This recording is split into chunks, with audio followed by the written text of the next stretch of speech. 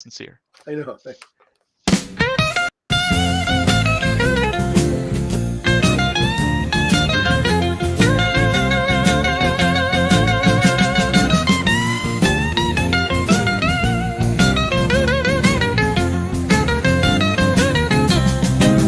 Every morning at 8:45 Eastern, Option Omega's got your back. Troy's dreaming big like LeBron. Matt's backtesting like a daddy Mac. Dan's 30 years got our way, trading life and markets every day. Rusty's chained to the mines, digging deep day by day. But when Option Omega releases new features, he's free to come out and play. Option Omega, you're trading home, where every move makes you feel less alone.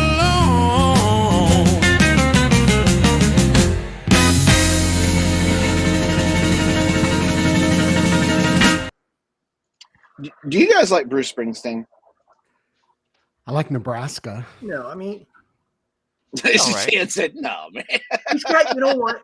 He's got a good library I mean- because he's been doing it for so long. There's wheat and there's chaff. Yeah, I don't like when people have a voice, like, obviously they're very talented and they're, you know, but I look at like Springsteen and Bob Dylan, it's like Careful. they're in pain. Those voices just, I mean, it's just painful to listen. Yeah. They're just like aching. And I know, you know, I like someone with a nice, you know, like Paul Simon. Billy Joel or Paul Frank Simon Sinatra. or somebody like, I don't know. I mean, A nice, smooth, rich voice rather than one that's like straining and hurting. yeah, it's just like you feel for the person. Like, are they going to make it through the song? Like Bob Dylan, Yeah. I mean, for an incredible talent, but just that voice is just like, you know, I like It's Irish. like Bono. I like Irish folk music, and there was a band called the Clancy Brothers and Liam Clancy. And when they were living in Greenwich, Bob Dylan was like 16 or 17, and he'd hang around with them, and he'd always have these, and he'd be telling them, because the Clancy Brothers were doing pretty good for an Irish folk group.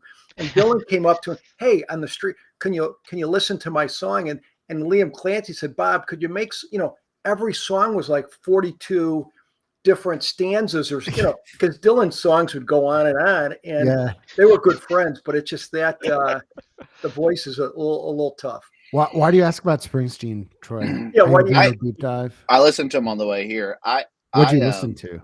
I have the I everything's digital now, You but Spotify. I had the Yeah. classic one, the greatest hits, Mm. like him with the American flag. Can I give you my quick take on Springsteen? Please. So I'm not an aficionado, but I could probably play you 10 songs off the top of my head, you know. Wow. Matt's a good guitarist, by the way. Oh, on the guitar. Okay. Well, his And excellent. He also plays the mando. He also, his Wow. songs aren't super tricky. Here's the thing. He did this like pattern where he would release a really like big pop album, and then he would release a more like artsy introspective album. And so my take is that his best stuff is, and I haven't listened to it all, is his non-commercial stuff. So the two albums I would say is there's one called Nebraska, which he basically was him in like a hotel room with like a 4-track, and he just like actually has some mandolin on it. He played it, overdubs himself playing these songs. And I think there's actually a movie, like a big Hollywood movie coming out about that album. And then The Ghost of Tom Joad is another one that I would put like in the not super commercial category, but has some great songs on it. So I you know, the stuff on the radio, I could take it or leave it, most of it. Just my take. I grew up and you'd hear people like culture be like, oh, you talk about the boss. Like Bruce Springsteen. yes, There it is. same culture. Yes. Yeah, it's like you talk about the boss. Like you're talking about the guy. And I What never heard generation him. was that? What generation was that, Troy? So 80s. Probably Yeah, Dan, I mean, it was the with all 80s. due respect, Born I in mean, the probably. USA. I mean, I Boomers. think. Yeah, I mean, but This I is think, boomer energy. but I would listen. So I never listened to it, and I bought one day at McKay's. Knoxville has this beautiful used bookstore that sells CDs back in the day. If you grew up in World Knoxville, famous. it was a gym. I mean, it's truly like, I mean, people all over the country being like this. I have friends all over the country that when they come to Knoxville, they go to McKay's because it's such That's a cool Matt. experience. Yeah. And so anyway, I bought it there and took it home. And to my surprise, this is my whole point. When I listen to his pop stuff is so pop. This is like, that's what I'm saying. I expected like, oh, you're talking about the boss, man. No. I thought it was going to be just rock and roll. He's got like freaking saxophones going off on there. What? Yeah. It's like kind dancing, of like too. There's some dancing poppy in the stuff. dark. Dancing in the dark. Yeah. Even Born in the USA is kind of Born in the like USA. So here's my point. Let me just 30 seconds. The reason this is one of my theses about music. In Western modern music, pop music has a tendency of sounding really dated because of the instruments they use. Yes. And so like you're talking about like these ways of recording keyboards and drums, these electric guitars and keyboards that sound super cheesy. And that's why if you go to an acoustic album like Nebraska, it doesn't sound as constrained to a certain time. Lindy. Yeah, and actually like country music's a lot of the same way. Like traditionally, historically. So acoustic instruments sound like acoustic instruments. Well, this is the final thought musically for Friday. Dan, I mean, Matt and Rusty, I think it's time that every Friday Matt and I do a cover on an acoustic guitar. I do not think we should do this on the show. Maybe in the Discord. I think live we should record these and slowly kind of build out our musical. Troy and I have never played guitar together ever. Rusty's out. Yeah, Rusty's just sad he doesn't get to do it. He just it's the sadness that you got me. Hey, if you want to hear Matt and me each take on a song of your choosing every week, hit that smash and like. This is unplanned and unendorsed. This pink, hit that smash button. You look like the monster from Bugs Bunny. With the Wait, do you have a dumpster fire in the background for a reason when you're talking about this? Is that intentional? This is Vol. I'm at the Vol conference. Hard transition. Let's talk about Vol. I'm at the Long Vol conference right now. That's where. There it is. So anyway, we were talking before the show. DCs, depending on your width, depending on how you're setting them up, are still performing well. I think they had a blip last week. I think we can all acknowledge that last week or two they had a blip. But overall they remain stalwarts in our army of things like that. And so this week we are continuing. We've been looking at put spreads. We've been looking at put spreads that do pretty well. And if you remember, we had said we wanted to do a put spread that kind of looked as it was just a trending play. And I thought this morning that we would show the one that we found it. And as always, shout out Stephen V. Stephen V found the Stephen V's yoga pants. Stephen V for victory. There it is. 20% capture rate. Hey, I said that if we could get a 3 MAR with 300 trades, I'd wear yoga pants. Oh no! I do not have yoga pants on right now. Okay. I overslept. I suddenly had to go throw up somewhere. Yeah, but I'm gonna try to find my wife's yoga pants this weekend. And see if we can get them on. So it'll come like a thief in the night. Troy has decided too many people are watching the show. Yeah, it'll be business on top, and then one day we'll just graze down. I mean, that's fair, but can you consider a pink shirt business on top now? I'm just asking the question. A giant pink sweater in the middle of July, no less. I was just noticing that the intro song, everybody's wearing a different shirt today, except for me. I'm wearing the same shirt, and that was taken in winter. It's consistency.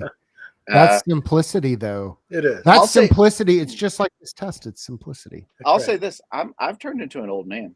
Like if it's below 70, like that temperature, that ceiling goes Heated lower and jacket. lower every year. I'm Like, with you. I'm with oh, you. Yeah, absolutely. I mean, That's true.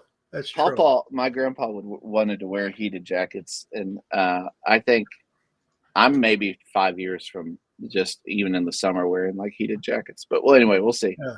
All right, so what's this test? This Rusty, is Rusty, go through it. JSPS. What do you see in this test? Oh, what do I see? Well, I like it. It's a tight. I like tight credit spreads like this, because here's why. One of the things you hear the most about people that sell a lot of credit spreads, and not among the pros, but just in the general communities, people start to complain about stops, stop hunting, slippage on stops. What's the right amount of slippage? You don't have a stop on this. The stop is just That's the right. width. There's your risk management. It's a pretty narrow 0.25%, right? In a 6,000 point vehicle, it's 15 points, right? So give or take. That's the first thing that jumps out to me. It's an end of day trade, so you're getting in before power hour, before all the end of day shenanigans, hopefully getting some decent premium still, right? For your risk, which clearly you are, because your average winner is about 300 something bucks. Looks like you're making on this trade per tranche. You've got a 7-day SMA above that, so it's a nice prime number there. And you're saying, if we're in a bull market, just sell puts end of day. Just sell puts end of day going There into it it. is. And it looks like it's performed well for a while every day. Shout out Yes. Rusty, knowing his knowledge of prime numbers. Just show up a little bit more. Show up. Jeez. There's something about prime. People talk about. I've heard people talk about prime numbers in SMAs. I don't know if there's anything to it, but whatever. Yeah, I would safe to say you're not a Fibonacci guy, Rusty. I like Fibonacci. Big fan. Fibonacci. I don't trade that stuff. Listen, I don't trade all the Fibonacci's and primes. Here's the other thing. It's got almost 500 trades over 3 years. Yes. So- Large sample size. I mean, and here's the other thing. Shout out to Stephen V for victory. It's simple. Putting the simple in, I mean, look at the entry conditions. Like, there's just really one. Like every day, as long as you're above a range, you just do it. Yep. I will And- say I'm envious of his fees. I don't know what broker he's using. Fees and commissions of 75 cents. Yeah. It's a little cheaper. Yeah. It's out there. Yeah, It's you out could there, probably though. go up to $1.25 from what most people are paying on like Schwab, Sure. for example. Let's, know. And when you say less stress on you from a risk manager, That's like to me, you got to be a better risk manager if you're managing 10 delta credit spreads, Yeah. because the risk reward is great probability, risk reward is bad. But here, like Rusty had mentioned, the risk reward's not bad. If you collapse and faint, you're not going to lose more than a couple times. What's the risk reward? It's $1,500. If you bring in a credit of $5, you can make around $5 to lose 10. Yeah. That's not, put you back a couple trades versus, if you're doing $1 credit spread 10 wide and you hit the max, your head's between your, what's it, tails between your, what do they say with a dog? Tails between your head or whatever it is. Yeah. That's going to take you a couple weeks to come back. So this is, very simple. I like this in the trend. This, would you do for a 0 day? I'm just curious. I don't know if Steven is here, the 7-day SMA, did he try a 3 or a 5, or was did he just do a 5? Let's do a 5. I don't know if it matters. Say please. Jeez. Please. Listen, I'm out of the mind, buddy. This is my name. I'm out of my Guy sees fresh air and he thinks he owns the air. I see the sun and suddenly, I'm flying. I'm flying with wings, brother. I don't know if it Por favor. Master Troy. Thank you. Yes, I will run it now. So as that's running, I think it's an interesting proposition. Still a winner. Still a winner. did it go down in any areas? 20%. I mean, it's 70% win rate, 20% capture rate. So we're only at 1% in portfolio. So when we're at such a low portfolio percentage, MAR does matter, but win percentage and capture rate are really helpful too when the portfolio is that low. So a 70% win rate, your winners are not as big as your losers, but you're still winning most times. And the original poster of this just commented in the chat. Shout out live feedback from Stephen V. Similar results. Here you go. A 2-day SMA. This makes sense.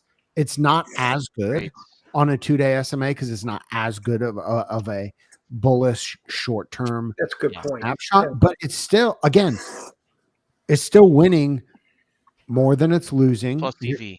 Yeah. Yeah, it's still plus EV. It's a pretty big fall off in the capture rate, but a 7 days got more meat on it. It sounds like the 7 a little bit more.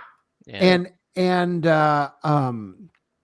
Stephen also one thing he just commented that his original fees are based on QuestTrade's fees. So shout out to the 51st state. Shout Canada. out to QuestTrade.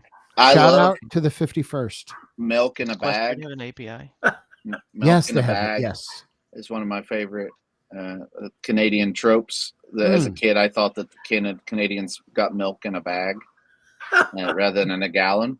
Oh my! That was my favorite. It's a gallon bag, isn't it? Yeah. They say A aggressively. It is aggressive. A little aggressive. Like that. A little aggressive. Did you guys ever get milk delivered in a bottle to your house when you were kids? We did that in Chicago. There's nothing like there was a place, Oberweis in Chicago. They deliver the milk, chocolate milk, in the regular milk in a bottle in a cooler. I'd be dreaming, waiting in the morning to get. I mean, it's just nothing like a bottle, cold, especially chocolate milk. To be honest, that's pretty good, man. Yeah.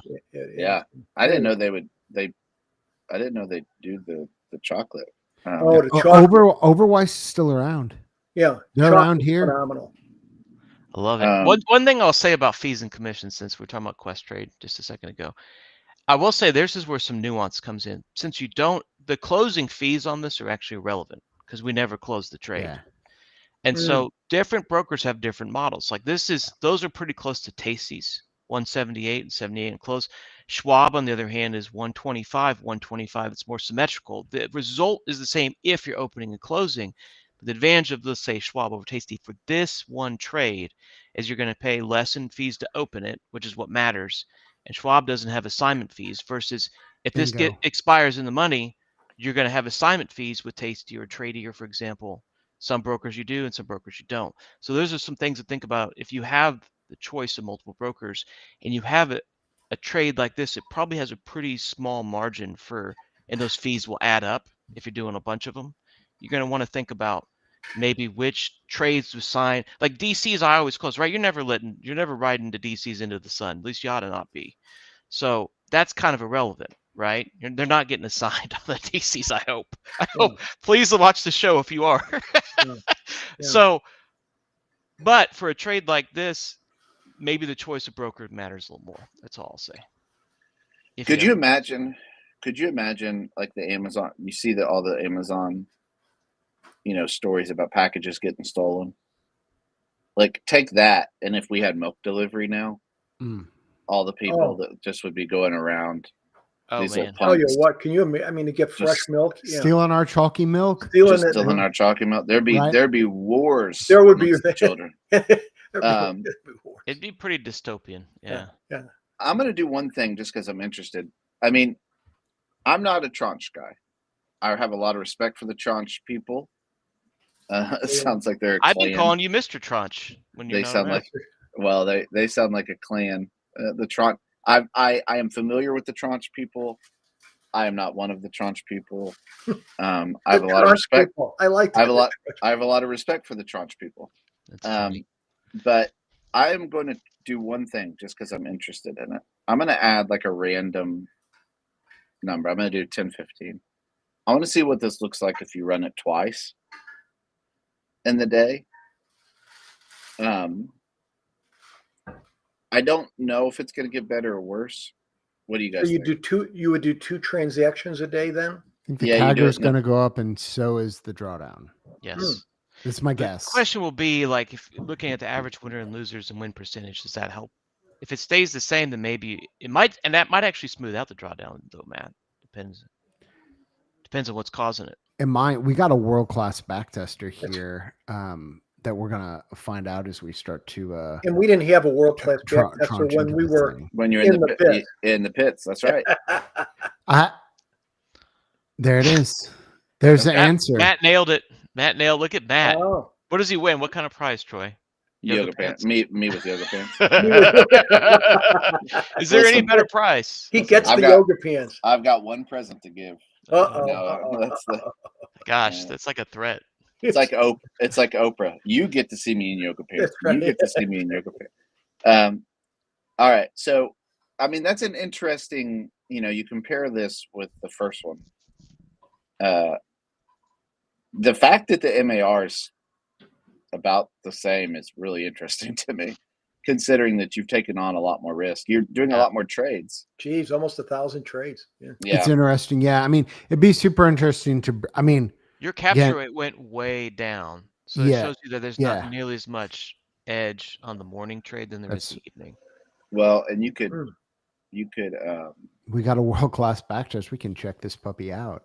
And again, Stephen V for victory didn't overfit this. So like there's an opportunity, like, I mean, call me crazy, but you could run a portfolio where you just run that morning thing instead of just doing the SMA, throw another condition on there, like an intraday move condition or a VIX intraday condition or whatever. And maybe if vol's expanding, you just sell puts harder. Who knows? Yeah, we have this VIX intraday. That's not nearly as cute. Not as good. And look at the chop here lately. What's funny when I see this? I'm not going to tell you the other test, which is I'm about to do something I hate when other people do this. But I have a test that's put on at 10:15 in the morning, and it's a very, very similar test to this, like almost identical. But it has one other metric, and it has been crushing it. It's funny to see this. Like that makes me actually look at this and be like, one thing that you do. I mean, I actually think the delta, like the percentage is the exact same. It's just one that I'm not going to give away because Daddy gets to keep some things for himself. But it's been working really, really well, and so it just goes to show that you keep testing, because I can just say, like, there's a test put on at this time with this exact put call structure that wins. And so just look. What do you mean filters. put call structure? It's puts, no calls, right? No, no, never. Oh. It's literally a 0% put and a 0.25% out money long put. It's the same legs. It sounds like a challenge. Yeah. Troy, if they heard you talking about like a structure and you said JSP and they didn't know what that was, how could somebody find out what JSP means? Well, the same way I did when I heard people say JSP a lot, and Dan asked me, what is JSP? And I said, I've never heard of that one. And I had to go to the same place I'm going to encourage everybody else to, which is the Discord, Option Omega Discord. Don't get it confused with JSFP. You will see a lot of F letters added to all of these acronyms. This is a kid-friendly show. This is a family show. That's right. But, if you wanted to ever see a written glossary of terms, you could always go to the written documentation. Click on welcome. I felt that. And go to common abbreviations where there's a dramatically expanded list of common abbreviations. Troy didn't even know this was coming, and yet both of the abbreviations Troy mentioned, they're on the list. So you know what I have did? To live in fear. You know what I just did? I just struck out at the All-Star game. Oh! I just struck out at the home run derby. Bottom of the ninth, American League. That would be one of my favorite. That actually is a skit waiting to be written. It's just striking out at the home run derby. So here's something interesting, just for fun. Like, what if you change the DTE on this? Just leave this exactly as it is and make it a couple DTE. Like, I'm not saying we have to do that live, maybe, but it's kind of interesting. Like in a bull market, I was going to tell you do longer than one, because I think 10-15. Well, this is just a put spread, so it's going to be binary kind of either way. But I'm just thinking of this as we're backtesting. Maybe there's a thesis here. This idea that in an SMA, it's providing some level of market indication of like a more stable or an upward market. And like just this idea that maybe it's worse. Maybe there is a longer term, just like a put spread and chill kind of approach, Oh no. So we don't usually run backtest a ton live and explore theses, but just something maybe people want to play around with that in conjunction with something other than an SMA and do, a little bit longer term and see how it is. I mean, these are all, here's the thing, all these backtests today are functionally unmanaged backtests, right, Troy? I mean, what's the ride or die has been kind of, Troy, that's kind of been a theme this week, hasn't it? I haven't done any stop losses. I'm not and again, this is my bias. We could definitely look at stop losses. I feel like every time, I mean, can I just be real for a second? Yeah, be real. Talk first. Do you care if I just be vulnerable for a second? Is this a safe space? Bring the camera in real close. I feel like stop losses are awesome. And I feel like once you get into the world of stop losses, I think you start basically becoming like a data scientist / computer programmer rather than a trader, because I just feel like the conversations start turning into these weird esoteric things a lot of times, where it's like, what kind of stop loss? Where is the server at that the stop hits? Is the latency? And like you're making trips to New Jersey to test like the speed of the fiber. I don't know. It just gets weird. That's a super interesting point. Like the focus turns to all these other possibly externalities a little bit instead of just the more. You're just suddenly you've taken control away from yourself, and you've suddenly given a lot of control to entities that deal with stops. And I'll say this: I was talking to Amy. Shout out to Amy, big user of the Shout out Amy. She's great, very helpful in our Discord, and just overall very pleasant person to talk to. And she and I were discussing like it's almost like the whole left-right brain dichotomy, which is real, by the way. You go read some neuroscientists. Is that like DCs and trading options? It can be a bit of an art. You're trading deltas. You're getting a feel for it. When do I get out of this thing? You're looking at the graphs. You're looking at the Greeks, and you want to do it in a mechanical way, but there's an art to it. It's kind of a whole brain kind of way. Versus, I feel like with the credit spread, with the premium selling and all that, it ends up being like spreadsheeting. It's just pure left brain math. You know what I mean? And it appeals to some people. There's no mystery involved. People can grasp it. Why does a credit spread fail? Because it goes against you. Shout out Rob and Maria. I mean, shout out Rob, honestly. I mean, we're not joking either. Like the math guys are math. It's guys, pure math. It's they love it. Pure left brain, hyper attention to detail. And it's the same with the stops then, right? Yeah. So you're saying I'm risking this to get, it's all but everything is like razor edge with that. So if you get bad slippage on your stops, because like Troy says, someone's chewing on the cables in New Jersey, then you got issues. Or if your broker screws up and you get a bigger stop, I mean, so there's just all of this, or if your trade gets busted because of a stop, there's just so much that goes into it. That's all, and it's not really, you're not worried about the Greeks at all. You're not worried about all these other parts, this richness to options. You're almost trading it like futures or something in a way, If it's like, I mean, to me, it's like two camps, right? You have your, if you're doing like this is more directional, where you're selling like a 50 delta at the money, boom, you're going for a move. You got a great risk reward, kind of the tasty trade. Tom would, they like more the 1-to-1 risk reward. So you're giving up probability, get a bigger credit for the move. Historically, I've done more like, 10 to 20 delta, which I like. But in something like that, now you can't just fall asleep at the wheel, right? You can fall asleep at the wheel with an at the money put credit spread because, the most you could lose is maybe twice your credit or at the most. But you fall asleep at the wheel on a 10 or 20 delta, Houston, we have a problem, right? So you have to, and I agree with Troy. That's why I'm not a big stop loss order. I would rather use some kind of, some of the rails you guys got in there for the put credit spread if it's a 10 or 20 delta. But it's simply, someone, when you're managing credit spreads like a 10 or 20 delta you're selling, it is a very disciplined. You got to be organized, especially if you're doing scaling or tranches. And it's just, it's a simple math. It is a simple math game. If you lose, if I'm making $1 and I have a 10 wide credit spread, I've got $9 of risk. So you do however your heart wants to do it. To me, I don't want to lose more than twice what I bring in. Someone else might have a better stomach and say, I'm willing to lose 3 times whatever. Yep. But you got to live with it, right? And especially as you get bigger size, those numbers become more real. I mean, I think the way Tammy does it with the scaling is the way to do it with 0 day. It's just an tremendous, for me, I would turn it into a Three Stooges so fast. If you said to me, do, every 15, 20 minutes, a different one. If you asked me at noon, I'd have no idea, right? So I think it's, very disciplined, very numbers person, but just, and I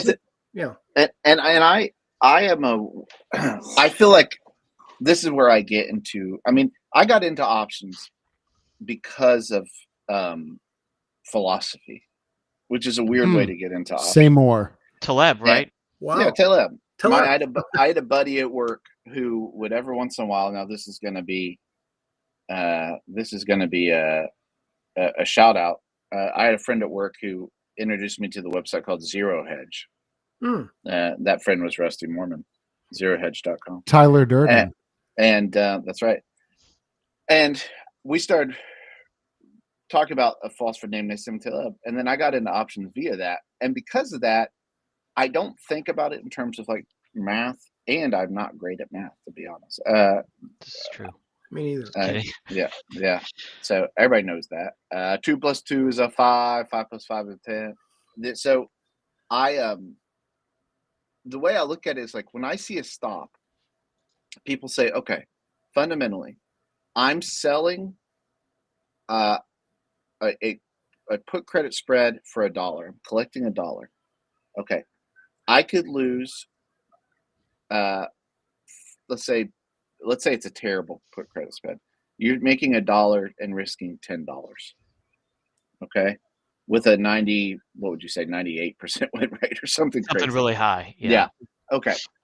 So, but I'm not actually ever going to lose $10 because I'm going to put a stop on it for a 300% stop loss.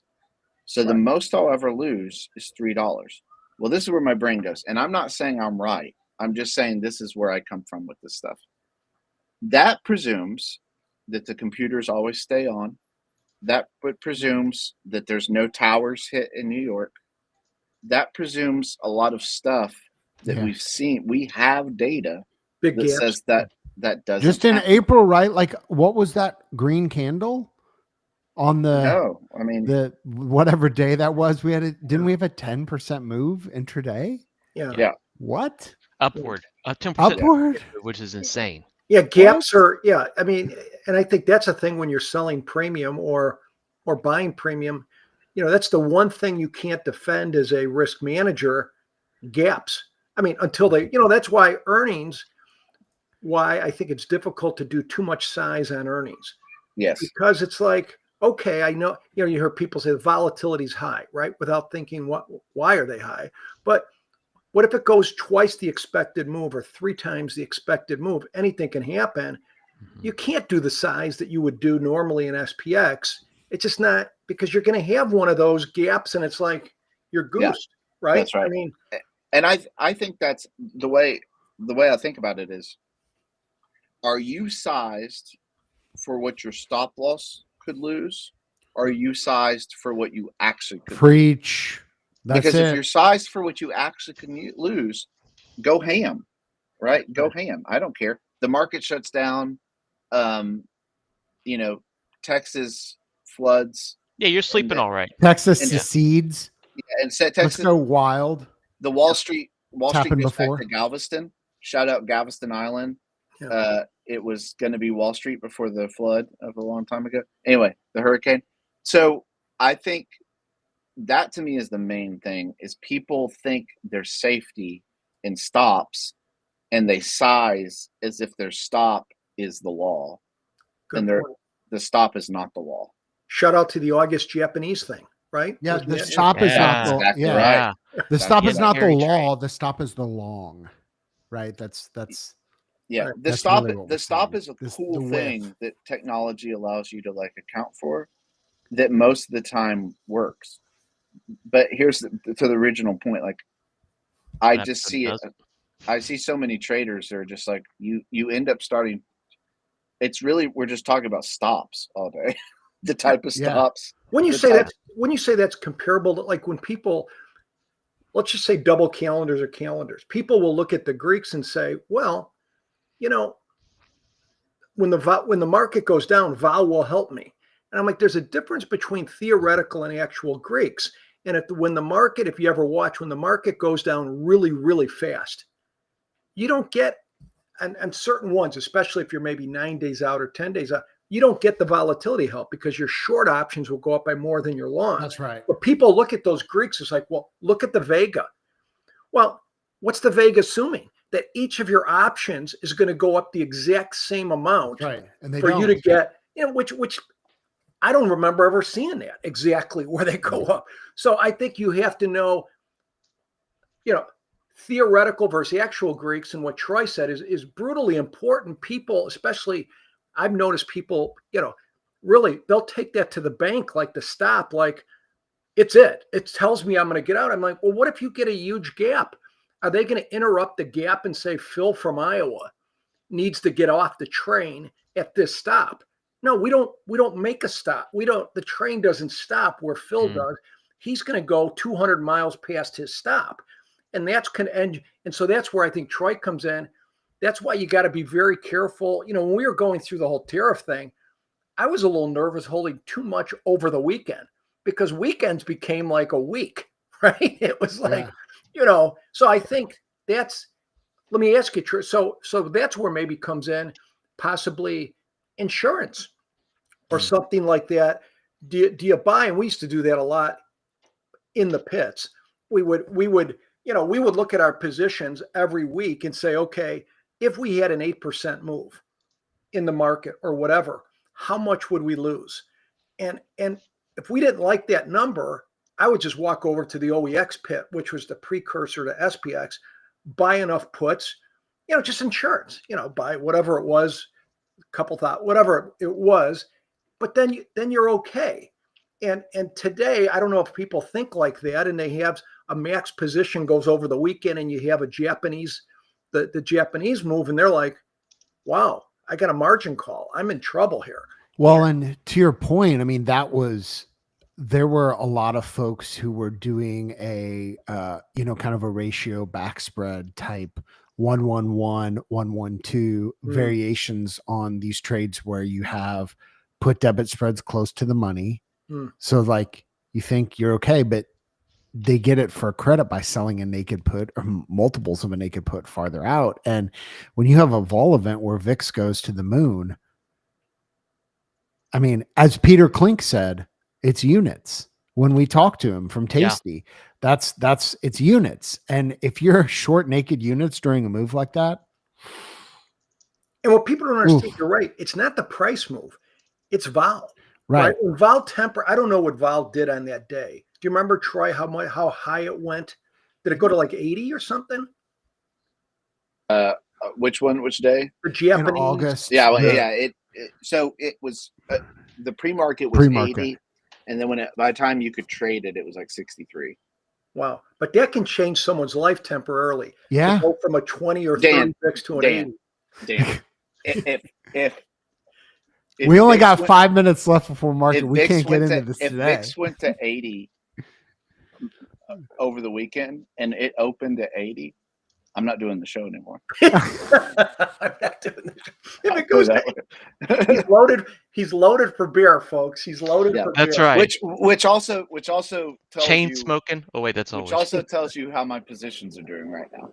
That's two-sided action right now. So, but listen, I think it's a good talk. I think people obviously trade stops. I mean, to the point, I think a good tranche trader would say, well, this is why I don't trade overnight stuff. Like I've removed a lot of risk by overnight. And I'd say you absolutely have. Yeah, I would agree with that.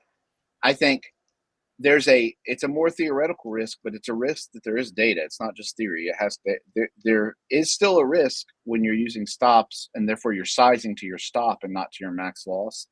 That when if something terrible happens in the market, which happens once every 20 years, let's say, you very well could lose everything.